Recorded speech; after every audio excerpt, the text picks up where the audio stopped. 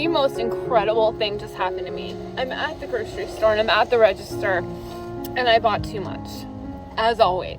So I'm like looking up my bank account quick and I noticed that she's like pushing through the stuff, bringing up the stuff that I was questioning whether I could get or not. And I'm like, crap, because I wasn't paying attention, because I was looking at my bank account, because I knew I went over. And I'm like, no, I'm like, I can't, because I had seen the account. And I'm like, I can't get that stuff. I'm so sorry. I need to take that stuff back out. The guy behind me goes, no, put it through. And I'm like, no, because I know everybody's struggling right now, you know? And this is a stranger. And he's like, no. And I'm like, no, absolutely not. Thank you, but no. And he's like, no, I don't care. And it was 4 items I was going to put back. And all of a sudden he puts his card on the thing. Like, I don't know what it's called. Where you pay. Like, you just scan it or whatever. And I'm like, no. And I'm trying to stop him. And I don't know what's happening. And it's like overwhelming in the best way possible. And then he pays for my groceries, and the woman, I'm crying, the cashier is like smiling and everyone, and I'm just trying to process, this is really happening, and I'm like, I gotta give this guy some money, because I thought he was gonna pay for the 4 things, not the whole thing. I mean, even the 4 things I didn't want. This guy's name is Nick from Market Basket in Maynard, Massachusetts. You have no idea first of all, how much you helped me. But the gesture of the kindness, he said, pay it forward. Of course I'm going to pay it forward. But if you have been following me, you know I've been going through it. And in 3 months, I just don't even know what to say. Like, I'm just so freaking grateful. Thank you, Nick. Whoever you are, you're an angel, you're a saint. So, I don't know. I don't ever feel like I deserve it. I don't know what to do with this kind of thing, but I'm so grateful. What gets me watching this back isn't the money. It's that she clearly wasn't expecting it, and it wrecked her a little. That's not the only time it happened. A few states over, on a different night, this is what one man calls his ministry. Cars were flying by just a few feet away, and this couple had no idea how they were going to get off the interstate safely. It was getting dark on I-20 in West Georgia when their tire blew just a few miles from home. Her husband rushed over to help, but there was one problem. Their jack wouldn't lift the car up high enough to put the spare on. So there they were, stranded on the shoulder with traffic just racing past them. I mean, so fast. Then out of nowhere, a truck with roadside recovery pulls over. The driver's Rodney. There he is in the orange shirt. He got out, figured out the problem, and had them back on the road in no time. When they offered to pay him, he wouldn't take a penny. Instead, he walked back to his truck and came back with 2 pens with Bible verses on them and a small metal cross engraved with her husband's name and a heart. Later, they told their grandchildren what had happened, and one of them said, he was an angel. The family later learned that Rodney spends his free time driving up and down I-20 in West Georgia looking for stranded drivers who might need a helping hand. He sees it as his ministry. And one thing is certain, on a scary night when hundreds of cars drove by, one person stopped. And that made all the difference. Thank you, Rodney.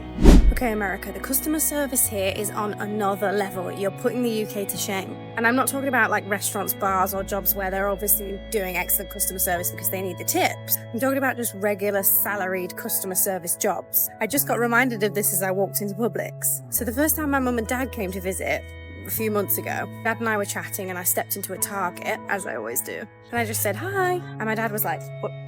Who are you talking to? And it was just the guy who was collecting the trolleys. He was pushing them in. He saw us come in. He said hi. And my dad was like, are you sure he was talking to us? Which is a prime example of how I was when I first moved here, because it was just so shocking that someone was saying hi on the way into the store. You might get it occasionally in the UK, maybe in like higher end stores, but everywhere I go here, whenever I walk into a store, whether it's the security guard, the guy that's doing the shopping carts, whatever it is, they always say hi, good morning, good afternoon. At the checkouts, they're always saying, have a good day, or just generally making conversation everywhere I go. And I'm not mad about it. It's actually super refreshing, and it's one of the many things that I love about this country. And I'm only sorry that when Americans go to the UK, they must think that we're rude. And I don't think it is that. Being fully honest, I don't think that we are rude. I just think that people are doing their jobs. And I guess culturally here, people are just going over and above in customer service jobs. I don't know why it's different, but it has my vote. Maybe we're just less social in Britain. If you've spent time in both countries and you've noticed some like strange small differences like that, then let me know. Bye. England, I love you, but I am not impressed with your customer service. It's been pretty terrible recently. It really has. Let me explain what I mean. We went to a pub, I'm not going to say where it was. Mom's mom ordered a drink, and when she tasted it, she said, "This doesn't taste like what I normally have." The girl serving us then said, "Oh yeah, I should have told you that you should have gotten this in it instead of this." And said, usually that's what I tell everyone to get. Don't get it like this. Then Tom's mom said, "Oh, I wish you would have told me." And she just went, that was like too bad. She should have remade it. She should have said, "Let me take it back in and I'll remake it for you." And this is the difference in America. They would have immediately made a different drink. Like, let me remake that for you right now. Yeah, like Done. you're not an inconvenience. It doesn't cost much to remake a drink, but it costs a lot to lose customers. And having come back from America, specifically the West Coast, customer service is On point. oh man, customer service is on point. The most recent one was we were at a cafe and Tom said to the girl working there, "Excuse me, can we get these?" And she said, "You're gonna have to wait. I'm on coffee right now." And then walked off, and we just stood there, and we stood there for a while. And then she eventually said to the other girl, "Can you take care of these?" referring to us humans. And then at that same cafe, within maybe 20 minutes after we'd sat and had our coffee, the owner comes round and goes, "Right, it's time for you to leave." So I jokingly said, "Oh, you're kicking us out?" Thinking that he would be like, "Well, no, I'm not kicking you out, but I just wanted to let you know we're closing soon." And without a smile on his face, he looks at me and goes, "Yeah." Pushing people out and just being rude to people is not going to get you business. No, and it just happened to me recently at Wix too. He comes round and says, "Oh, we're closing in 5 minutes." So I looked at my watch and said, "I think you're closing 10 minutes." "Oh, well, yeah, but you need to get out." Goodness me, everyone's just kicking us out. We're just not used to that. So for all the amazing things that England has to offer, I just feel like this is not one of them. No, this one America does better. Somewhere in a video almost exactly like this one, a woman on camera asked why she needed to know her waitress's name. It lasted 8 seconds. Nobody explained it. Nobody ever came back to it. Out of the 20 most liked comments underneath that video, 5 were about exactly that moment. Not the food, not the malls, not the World Cup final. One 8-second exchange about a name.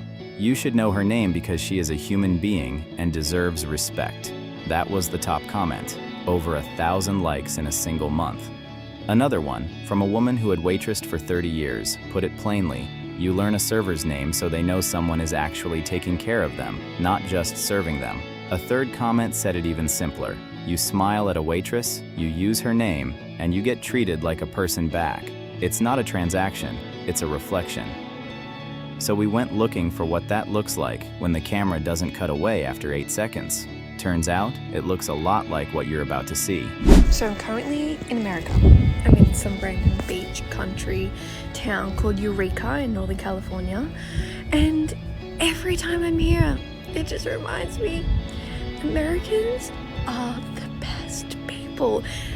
Most people talk about how kind and friendly Australians are, but honestly, I disagree.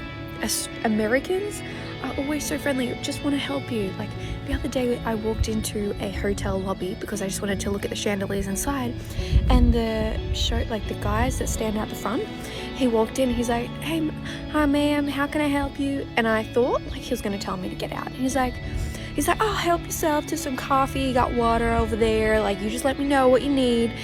And I was just like, damn, I love Americans. Like, I'm so excited to move here.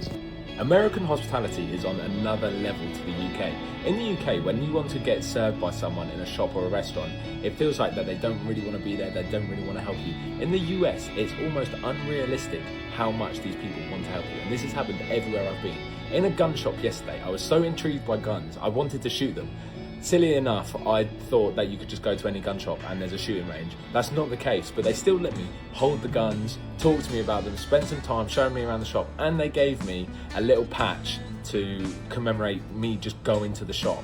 Then getting the cowboy hat, everyone was super friendly, the guy stayed with me for ages, fitting it, helping me pick one, etc.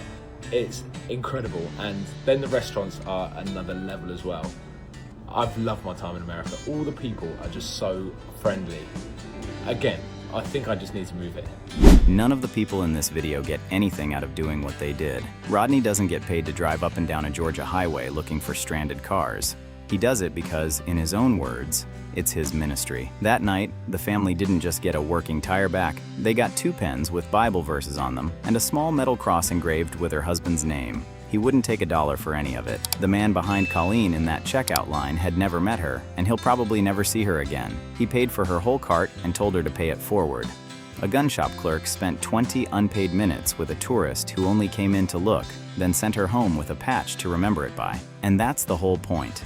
The comment that earned 1,000 likes wasn't about a dramatic rescue, it was about a name. The bar is that low, which is exactly why clearing it, over and over, without anyone asking, means something. Subscribe to Fresh Off the Plane. People seeing this country for the first time, in their own words. Tell me in the comments, has a complete stranger ever done something like this for you?